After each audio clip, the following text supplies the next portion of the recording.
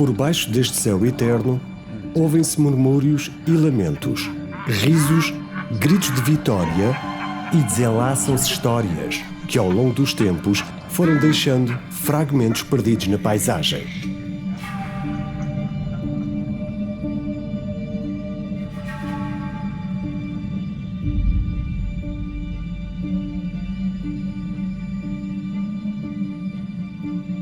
O dia amanhece.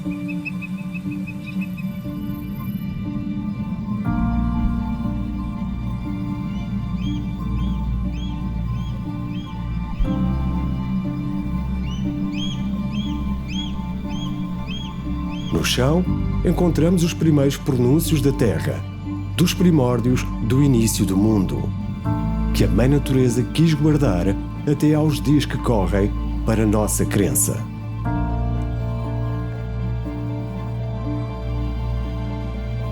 Situado a noroeste da vila de Mação, encontramos a Amêndoa. E um pouco mais a norte, na Serra da Ladeira, desde tempos longínquos, resistem as paredes de uma antiga fortificação, hoje conhecido como Castro de São Miguel.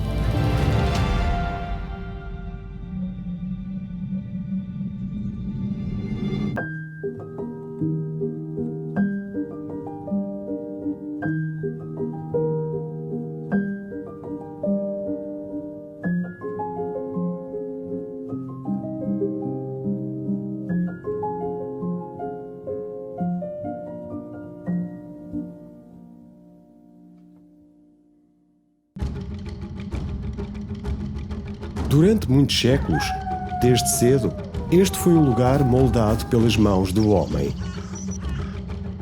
Um local que passou pelo tempo e pela vontade dos que aqui viveram.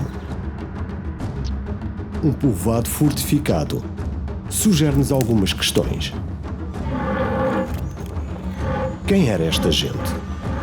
Como viviam? De quem se defendiam?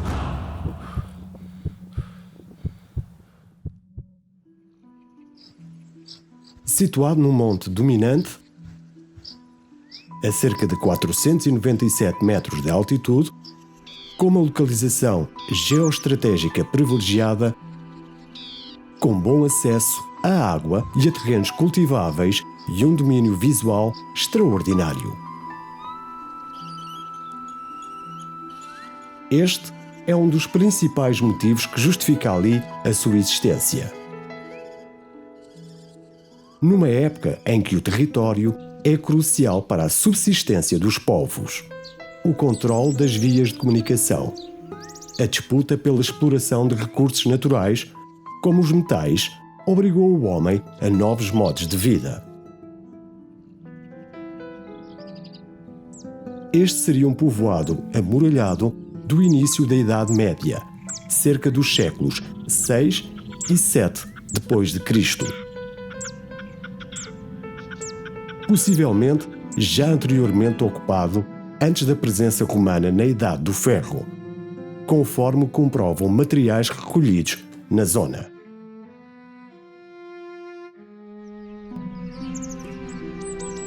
Aqui viveram populações indígenas sucessivamente em contacto com o mundo pré-romano dos celtas, com rotas de comércio de metais controladas por cartagineses, romanos e visigodos.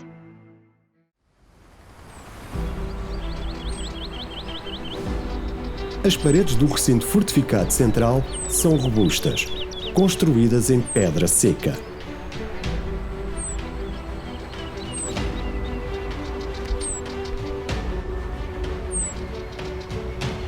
Que aspecto poderia ter este local em outros tempos?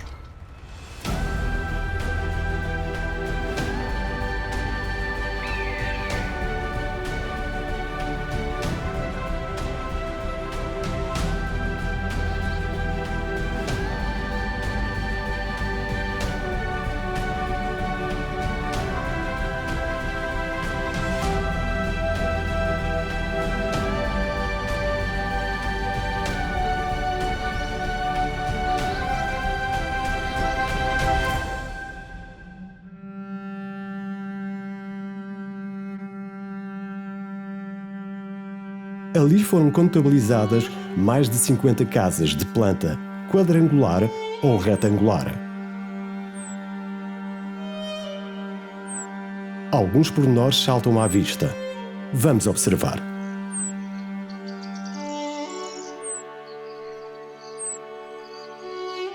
A maior parte das casas estaria protegida por uma segunda muralha, já difícil de identificar nos dias de hoje, mas que vem referida na revista Guimarães por Eugênio Jalhei, 1949.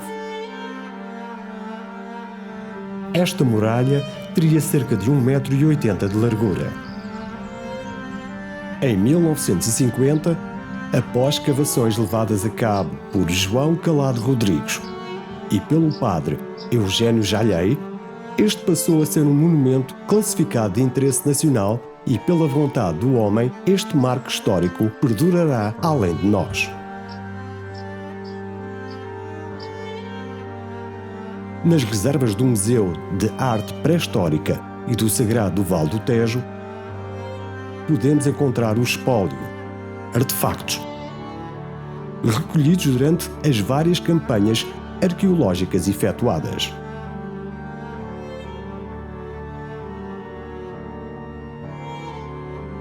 Dizem os antigos que os seus avós, contando histórias do passado, apontavam para o monte de São Miguel, dizendo: ali foi Roma.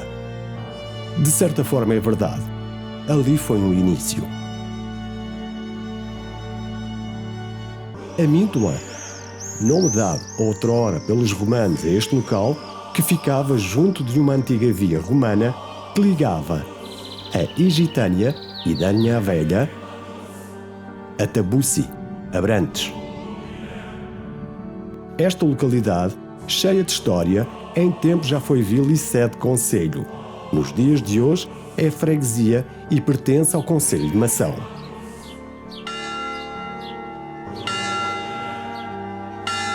Esta antiga torre que encontramos hoje é um grito do que foi a antiga igreja de Nossa Senhora da Conceição, que terá sido edificada no século XVII, substituindo a antiga igreja que lhe remontaria ao século XIII.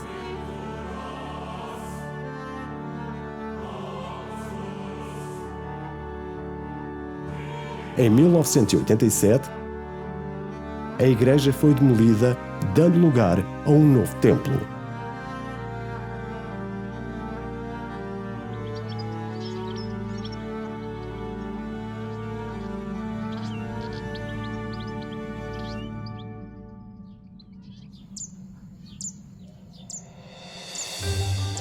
Esta é uma terra de usos e costumes, de gente genuína, resiliente, acolhedora. Terra de resineiros, moleiros e madeireiros.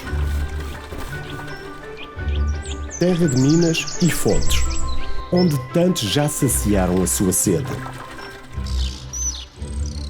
Perto da aldeia do cimo do Vale, nas Lameiras, nasce a Ribeira da Galega, que no seu percurso encontra bonitas paisagens. Em muitos locais, nesta altura do ano, a ribeira vai seca, mas estas pedras provam que nem sempre é assim. Este é o local onde mulheres, ainda nos tempos que correm, lavam a roupa à mão, debaixo de um gentil sabugueiro, trazendo memórias de tempos idos.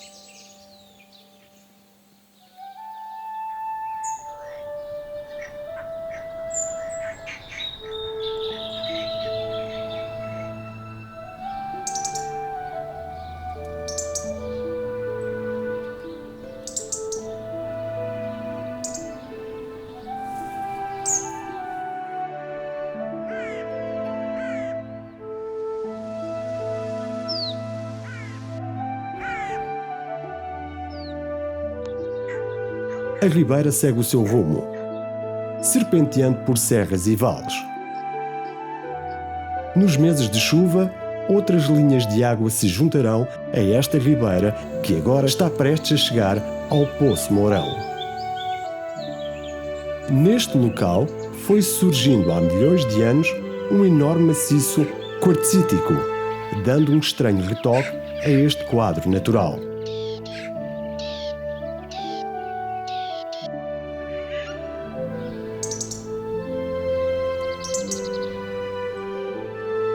Povo crente que não menosprezou esta dádiva. Pedra sobre pedra começaram a ser construídas levadas de água que alimentaram azenhas e moinhos, moendo assim o ouro dos campos e enaltecendo com pão e vinho o suor do trabalho árduo. Hoje, este é um local de lazer, onde outrora os antigos desenharam lendas doiradas que hoje não sobem ao palco.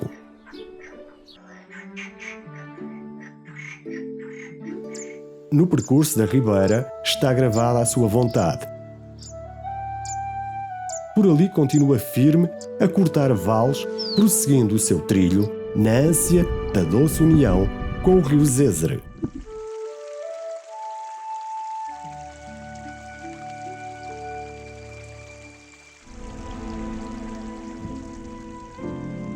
Rumamos agora para Nascente. Passando pela Serra da Amêndoa, em direção à Serra de Santo António, encontrando pelo caminho muitas aldeias dispersas.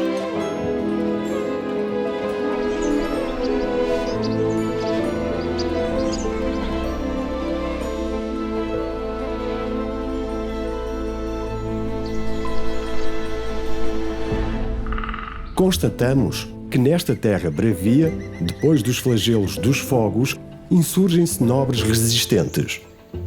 Sobreiros e azinheiras voltam a dominar a paisagem, sorrindo ao fogo que cobardemente aqui lavrou.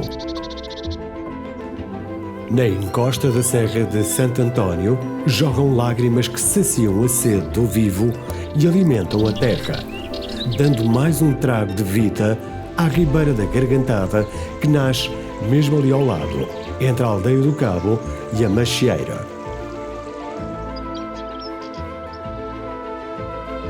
Como que num gesto de submissão, esgueira-se pela ponte e circunda vale após vale, reunindo forças, mas perdendo o seu nome para a Ribeira da Pracana, que segue até ao rio Alcresa e, finalmente, até ao Tejo.